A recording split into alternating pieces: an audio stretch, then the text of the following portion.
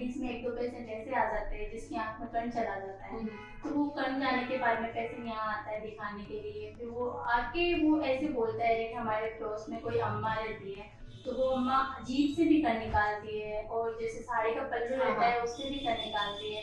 तो ये निकालना सही होता है क्या?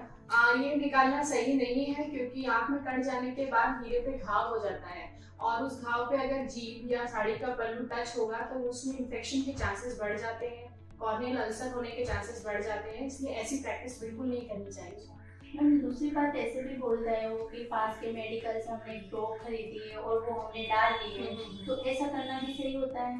नहीं, बिल्कुल नहीं। स्पेशली आंख में कण जाने के बाद डायरेक्टली कोई भी ड्रॉप्स आपको बिना डॉक्टर की सलाह के नहीं डालनी चाहिए, क्योंकि कई बार उन ड्रॉप्स में स्टेरॉइड्स होते हैं और स्टेरॉइड से आंख में अल्सर होने के चांसेस बढ़ जाते हैं।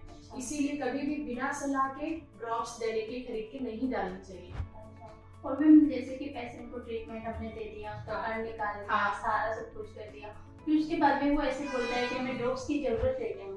ये ड्रॉप्स की जरूरत है, या फिर हम तुरंत काम पे चले जाए, या फिर ऐसे भी बोलता है कि नहीं मैम हमें तो नंबर आज ही चाहिए, तो ऐसे कर सकते हैं क्या मैम? देखो, आंख का कण निकल गया तो उसकी मेन प्रॉब्लम तो सॉल्व हो गई, लेकिन आंख में जो घाव बचा है उसमें इन्फेक्शन के चांसेस ना हो, इसको कवर करने के लिए हम एंटीबायोटिक्स ड्रॉप लिखते हैं, और उसके अलावा उसके डिस्कम्फर्ट को दूर करने के लिए लुब्रिकेटिंग ड्रॉप्स लिखते हैं। तो इसीलिए मिनिमम 1 वीक तक ड्रॉप्स डालनी जरूरी है। तुरंत काम पे जाना सही इसलिए नहीं है क्योंकि यदि आंख में घाव है उसमें इन्फेक्शन के चांसेस हैं, इसीलिए 24 to 48 आवर्स तक, जब तक कि उसके ऊपर एक परत नहीं बन जाती है, तब तक काम पे नहीं जाना चाहिए। इससे कंफर्ट भी नहीं होगा उसको काम में, तो ये प्रैक्टिस भी नहीं करनी चाहिए। सेम डे चश्मे का नंबर तो हम बिल्कुल भी प्रिस्क्राइब नहीं करते हैं, क्योंकि यदि आंख के अंदर घाव था तो अब वो घाव की वजह से चश्मे का जो नंबर निकलेगा वो सही नहीं होगा।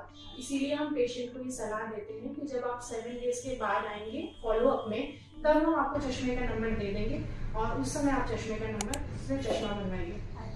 ठीक है मैम, मेरे को आपसे यही जानना था। Thank you ma'am.